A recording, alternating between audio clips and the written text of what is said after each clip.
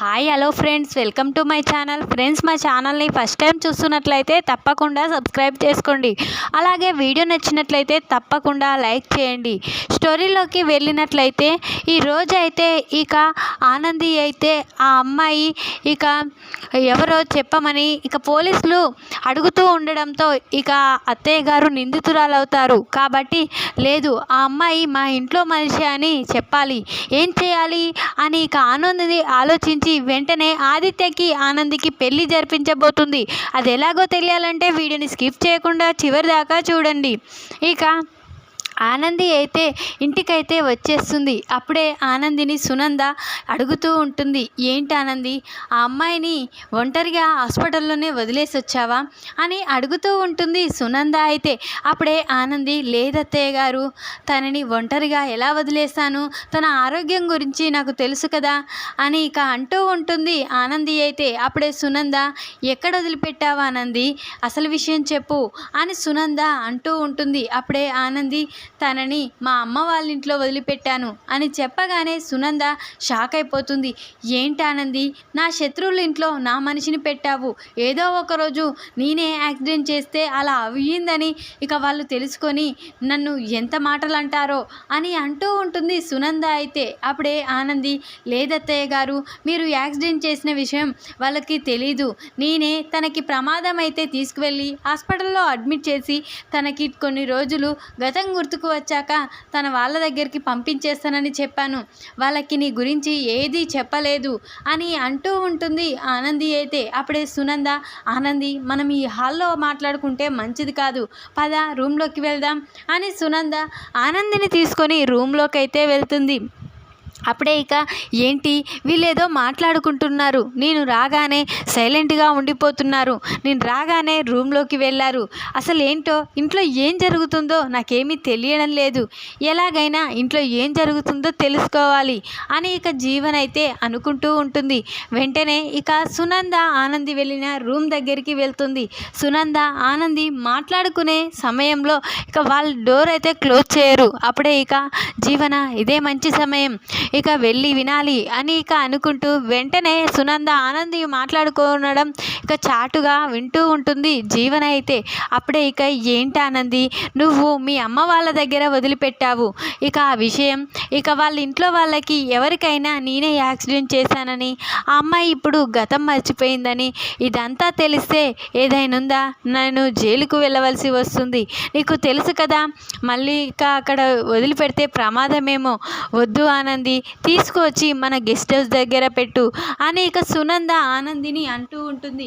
అప్పుడు ఆనంది, లేదత్తయ్య గారు, నేను అన్నీ ఆలోచించే ఇక అమ్మ వాళ్ళ దగ్గర వదిలిపెట్టాను, తనకి గతం గుర్తుకు రావాలంటే తల్లిదండ్రుల ప్రేమ తెలియాలి, అలా అయితేనే కొద్దిగా తనకి గతం గుర్తుకు వస్తుంది, కాబట్టి అమ్మ వాళ్ళ దగ్గర వదిలిపెట్టాను అని చెప్పగానే, ఏంటో ఆనంది, నాకు ఏ క్షణం ఏం జరుగుతుందో అని భయంగా ఉంది, ఇక నా గురించి బయట ఎవరికైనా తెలిస్తే ఇక నేను ఆ నిందితురాల్లాగా జైల్లో ఉండవలసి వస్తుంది అని ఇక అంటూ ఉంటుంది సునంద. అయితే ఆ సమయం ఎప్పటికీ రాదత్తయ్య, నేను తనని కాపాడింది నిన్ను కాపాడడానికే, ఇక నువ్వు జైలుకు వెళ్ళొద్దు, నువ్వు ఏ తప్పు చేయలేవు, తెలుసుకోకుండా నువ్వు చూడకుండా తనకి తగిలించావు, కాబట్టి ఈరోజు తను ఆ ప్రమాదానికి గురయ్యింది, లేదా అత్తయ్య, అమ్మాయి కోలుకుంటుంది, పూర్తిగా కోలుకున్న తర్వాతే అక్కడి నుంచి పంపించేస్తాను అని ఇక ఆనంది సునందతో అంటూ ఉంటుంది.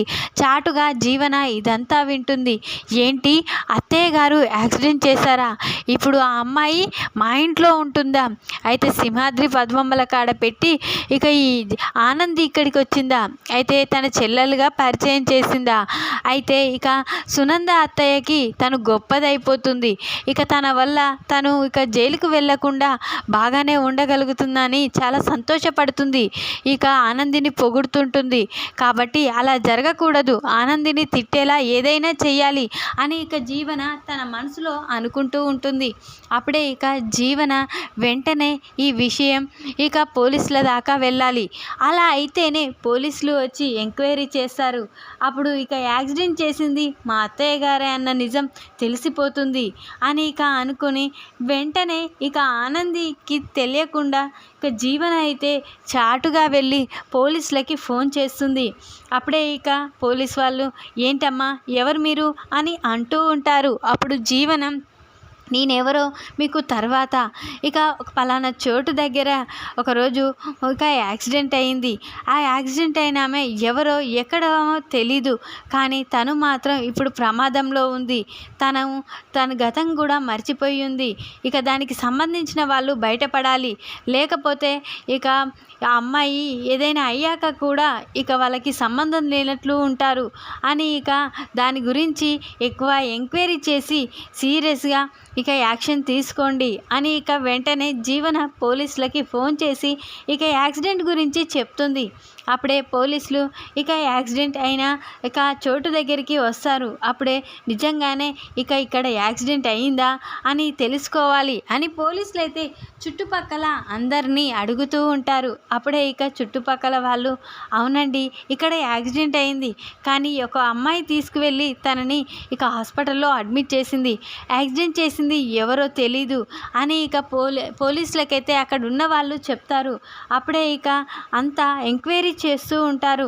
అదే సమయంలో పోలీసులకైతే ఇక తను ఎవరో తెలియదని, కావాలనే ఒక ఆమె తనని గుద్దేసిందని, ఇప్పుడు తను ఇక ప్రమాద స్థితిలో ఉంది, తన వాళ్ళెవరో తెలీదు, ఇక తనని ఇక ఎవరో ఆ అమ్మాయి ఇక హాస్పిటల్లో అడ్మిట్ చేసిందో తెలుసుకోవాలి, ఆ అమ్మాయి డీటెయిల్స్ తెలుసుకోవాలి, ఇక వీళ్ళపై చాలా సీరియస్గా రియాక్షన్ తీసుకోవాలి అని ఇక అనుకుంటూ పోలీసులు ఎంక్వైరీ చేయగా ఇక ఆనందియే ఇక తనని ఇక తీసుకువెళ్ళిందని తెలుస్తుంది. అప్పుడే ఇక పోలీసులు అయితే సునంద ఇంటికి వస్తారు. అప్పుడే సునంద పోలీసులను చూసి స్టన్ అయిపోతుంది. ఏంటి వీళ్ళు మా ఇంటికి వచ్చారేంటి, నా గురించి బయటపడిందా ఏంటి అని ఇక సునంద అయితే టెన్షన్ పడుతూ ఉంటుంది. అప్పుడే ఇక సునంద టెన్షన్ పడుతూ ఉండగా పోలీస్ వాళ్ళు లోపలికి వచ్చి మీ ఇంట్లో వారు ఒక అమ్మాయికి యాక్సిడెంట్ చేసి తనని హాస్పిటల్లో అడ్మిట్ కూడా చేశారంట. ఇక ఆ అమ్మాయి ఎక్కడుంది, ఆ అమ్మాయి ఎలా ఉంది, అసలు ఆ అమ్మాయికి ఎందుకు అలా యాక్సిడెంట్ చేశారు, తన వాళ్ళు ఎవరు, ఇక నేను తెలుసుకోవాలి, ఇక ఇలానే వదిలేస్తే ఆ అమ్మాయి ఏమైపోతుందో, ఆ అమ్మాయికి ఏదైనా అయితే అని ఇక పోలీసులు చెప్పండి ఎవరు మీ ఇంట్లో యాక్సిడెంట్ చేసింది అని అరుస్తూ ఉంటారు. అప్పుడే ఇక అక్కడికి ఆనంది వస్తుంది. ఇక ఆనంది ఏంటి పోలీసులు ఇంటికి రావడం ఏంటి, అసలు ఏం జరిగింది అని ఇక ఆనంది అయితే పోలీసుల దగ్గరికి వస్తుంది. ఏంటి సార్ ఇలా వచ్చారేంటి అని అంటూ ఉంటుంది. మీ ఇంట్లో వారు ఎవరో యాక్సిడెంట్ చేశారంట, ఆ అమ్మాయి ఇప్పుడు ప్రమాదంలో ఉందన్నారు, ఇలానే వదిలేస్తే ఆ అమ్మాయికి ఏదైనా అయితే వాళ్ళు వచ్చి మమ్మల్ని అడుగుతారు, ఇక పోలీసులు ఉండి ఏం చేస్తున్నారని, కాబట్టి మేము మీ ఇంట్లో వాళ్ళు ఎవరో చేశారని తెలుసుకొని వచ్చాం అని ఇక పోలీసులు అంటూ ఉంటారు. అప్పుడే ఇక ఆనంది అయితే లేదండి మా ఇంట్లో వాళ్ళు ఎవరు యాక్సిడెంట్ చేయలేదు, అసలు యాక్సిడెంటే కాలేదు, ఇక మా ఇంట్లో మా ఫ్యామిలీ వరకే ఉంటాము అని అంటూ ఉంటుంది ఇక ఆనంది అయితే. అప్పుడే ఎవరు మీ ఇంట్లో వాళ్ళంతా బయటికి రండి అని అనగానే ఇక అక్కడి నుంచి ఆదిత్య, శశికాంత్, ఇక సునంద, జీవన అందరూ బయటికి వస్తారు. అప్పుడే ఇక అందరి పేర్లు చెప్పి పరిచయం చేయగా ఏమో మరే మాకైతే మీ ఇంట్లో వాళ్ళే ఎవరో ప్రమాదం చేశారని ఇక ఇన్ఫర్మేషన్ వచ్చింది, అందుకనే ఎంక్వైరీ చేయడానికి వచ్చాము, సారీ అండి వెళ్ళిపోతున్నాం అని ఇక అక్కడి నుంచి అయితే పోలీసులు వెళ్ళిపోతారు. అప్పుడే ఇక జీవన్ అయితే ఏంటి నేను ప్లాన్ వేస్తే ఇలా అయిపోయిందేంటి, ఎలాగైనా పోలీసులకి ఆ అమ్మాయి ఇక్కడ ఉందని కాదు ఇక మా ఇంట్లో ఉందని, కావాలనే ఒక అమ్మాయి తీసుకువచ్చి పెట్టిందని తెలుసుకునేలా చేయాలి అని ఇక జీవన మళ్ళీ బయటికి వెళ్ళి పోలీసులకైతే ఫోన్ చేస్తుంది. అప్పుడే ఏంటి మేడం మాతో ఆటలు ఆడుకుంటున్నారా, మా గురించి తెలుసా మీకు అని ఇక పోలీసులు ఇక చాలా కోప్పడుతూ ఉంటారు ఇక జీవనపై. అప్పుడే ఇక లేదండి నేను నిజం చెప్తున్నాను, ఆ ఇంట్లో వాళ్ళే యాక్సిడెంట్ చేశారు, కానీ యాక్సిడెంట్ చేసిన అమ్మాయిని ఇంట్లో ఎలా పెట్టుకుంటారు, ఇక వాళ్ళ గురించి బయటపడుతుందనే తీసుకువెళ్ళి అటుపక్క గొప్ప లాయర్ జ్యోతి ఉంది కదా వాళ్ళ ఇక ఇంట్లో ఉంటున్న సింహాద్రి పద్మల ఇంట్లో ఉంచుతున్నారు అని ఇక చెప్పగానే అనగానే ఒక్కసారే ఇక పోలీసులు స్టన్ అయిపోతారు. ఏంటి మేడం ఈసారైనా నిజం చెప్తున్నారా అని అంటూ ఉంటారు. అప్పుడే అవునండి నేను నిజం చెప్తున్నాను, కావాలంటే అక్కడికి వెళ్ళి అడగండి మీకే తెలుస్తుంది అని జీవన చెప్పగానే పోలీసులు వెంటనే పదరా అక్కడికి వెళ్దాం అని ఇక సింహాద్రి పద్మమ్మలు ఉండే జ్యోతి ఇంటికైతే వెళ్తారు. అప్పుడే ఇక పద్మమ్మ సింహాద్రి దగ్గరికి వచ్చి ఇక్కడ ఒక అమ్మాయికి యాక్సిడెంట్ చేసి ఆ అమ్మాయిని ఇక్కడ పెట్టారని తెలిసింది, అది ఎవరు పెట్టారు, అసలు ఏం జరిగింది అని ఇక అంటూ ఉంటాడు పోలీస్ అయితే. అప్పుడే ఇక సింహాద్రి అయితే కంగారు పడుతూ ఉంటాడు. ఇప్పుడు నా బిడ్డ పేరు చెప్తే ఇదంతా నా బిడ్డే చేసింది అనుకుంటారు, నా బిడ్డ కాపాడబోయి మళ్ళీ ఇరుకున పడుతుందేమో అని ఇక సింహాద్రి మాకేమీ తెలియదు, ఇక ఆ అమ్మాయికి యాక్సిడెంట్ ఏం కాలేదు అని ఇక సింహాద్రి కవర్ చేస్తూ ఉంటాడు. అప్పుడే వెంటనే సింహాద్రి పక్కకు వెళ్ళి ఇక ఆనంద్కి జరిగిన విషయం పోలీసులు ఇక్కడికి వచ్చారని అంతా చెప్తాడు. అప్పుడే ఇక పోలీసులకి ఇక కనిపించకుండా ఆ అమ్మాయిని దాచిపెట్టమని ఇక తర్వాత మళ్ళీ ఎంక్వైరీ చేసి వచ్చేసరికి తన గురించి ఏదో ఒకటి నేను తేల్చుకుంటాను నాయన అని ఇక ఆనంద్ చెప్పగానే ఇక అటు పక్క ఉన్న అలేఖ్యని దాచిపెట్టేసి లేదని పంపించేస్తారు పోలీసులని. అప్పుడే ఇక ఆనంది ఆలోచిస్తూ ఉంటుంది. ఏంటి ఆనంది ఏం ఆలోచిస్తున్నావు అని ఆదిత్య అడుగుతూ ఉంటాడు. అప్పుడే ఆనంది నిజంగా చెప్తున్నాను ఆదిత్య గారు, మళ్ళీ పోలీసులు మా అమ్మ వాళ్ళ ఇంటికి కూడా వెళ్ళారంట, ఇక యాక్సిడెంట్ అయిన అమ్మాయిని అక్కడ పెట్టామని ఎవరో చెప్పారంట వాళ్ళకి అని ఇక అంటూ ఉంటుంది. ఆనంది అయితే ఎలా ఆనంది తన గురించి ఎంక్వైరీ చేస్తే యాక్సిడెంట్ చేసింది అమ్మ అని బయటపడుతుంది, ఇక అమ్మపై సీరియస్గా రియాక్షన్ తీసుకుంటారు ఎలా అని అంటూ ఉంటాడు ఆదిత్య అయితే.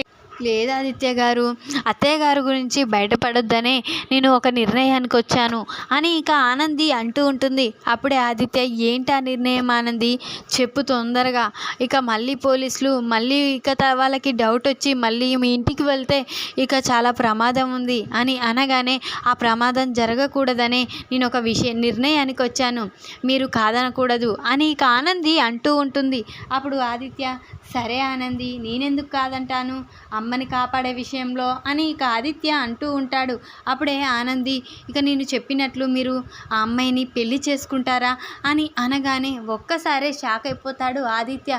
ఏంటి ఆనంది నువ్వు నాకు భార్యగా వచ్చావు, అలాంటిది నేను ఆ అమ్మాయిని పెళ్లి చేసుకోవడం ఏంటి, అసలు నేను ఇప్పటికే పెద్ద తప్పులు చేశాను, మళ్ళీ తప్పు చేయలేను, ఏంటి నువ్వు ఇలా మాట్లాడొచ్చా అని ఆదిత్య అంటూ ఉంటాడు. అప్పుడే ఇక ఆనంది అవునండి నేను ఆలోచించే ఈ నిర్ణయానికి వచ్చాను, ఇక జ్యోతమ్మ గారు మీకు చేసిన తప్పుకి జ్యోతమ్మ గారు ఇక తను తప్పు బాధపడకూడదని ఇక నేను మిమ్మల్ని పెళ్లి చేసుకోవడానికి ఒప్పుకున్నాను, కాబట్టి అదేవిధంగా మీరు కూడా మీ అమ్మ చేసిన తప్పుకి తను ఇప్పుడు బాధపడకూడదంటే మీరు తనని భార్యగా చేసుకొని తనని నీ భార్యలా పరిచయం చేస్తేనే పోలీస్ వాళ్ళు ఇక యాక్సిడెంట్ అయిన విషయం మర్చిపోతారు, ఇక తను మన వాళ్ళే అని అనుకుంటారు అని ఇక ఆనంది చెప్పగానే ఆదిత్య స్టన్ అయిపోతాడు. అప్పుడే ఆదిత్య ఇక సునంద అక్కడికి వస్తుంది. ఏంటి ఆనంది నువ్వు మాట్లాడేది, నీ భర్తని ఇంకో వాళ్ళకిచ్చి పెళ్లి జరిపిస్తావా అని సునంద అంటూ ఉంటుంది. అవునత్తయ్య ఇక పరిష్కారం ఏది కనిపించడం లేదు, ఇలా చేస్తేనే పోలీసులకి అనుమానం రాదు అని అనగానే వెంటనే ఇక ఆనంది ఇక చాలా బాధపడడం చూసి సునంద కూడా ఇక ఆలోచిస్తూ ఉంటుంది. ప్లీజ్ ఆదిత్య గారు అని ఆనంది బ్రతిమిలాడుతూ ఉంటుంది. అప్పుడు ఆదిత్య సరే అని ఇక ఆలోచిస్తూ ఇక వాళ్ళ అమ్మ గురించి ఆలోచించి పెళ్ళికి ఒప్పుకుంటాడు. అప్పుడే ఇక ఆనంది వెంటనే ఆ అమ్మాయిని గుడికి తీసుకువెళ్తాను అత్తయ్య గారు, మీరు ఆదిత్య గారు రండి అక్కడికి అని చెప్పేసి ఇక ఆనంది వాళ్ళ అమ్మ వాళ్ళకి ఏదో ఒకటి చెప్పి అలేఖ్యని హాస్పిటల్కి అని చెప్పి తీసుకువచ్చి ఇక గుడిలోనైతే ఆదిత్యకి అలేఖ్యకి పెళ్లి జరిపిస్తుంది ఆనంది అయితే. ఈ విధంగానైతే పోలీసుల బారి నుండి సునందని కాపాడడానికి ఇక తన భర్తని ఇక అలేఖ్యకి ఇచ్చి పెళ్లి జరిపిస్తుంది. ఇక ఆదిత్య అలేఖ్యని చూసి స్టన్ అయిపోతాడు. ఇక అలేఖ్యకి యాక్సిడెంట్ జరిగిందని తెలుసుకొని ఇక అలేఖ్యని ప్రేమించిన అమ్మాయే కదా పెళ్లి చేసుకోవడానికైతే చాలా సంతోషపడుతూ ఒప్పుకుంటాడు. ఈ వీడియో కనుక మీకు నచ్చినట్లయితే లైక్ చేయండి. మరిన్ని వీడియోల కోసం ఛానల్ని సబ్స్క్రైబ్ చేసుకోండి ఫ్రెండ్స్. Thanks for watching.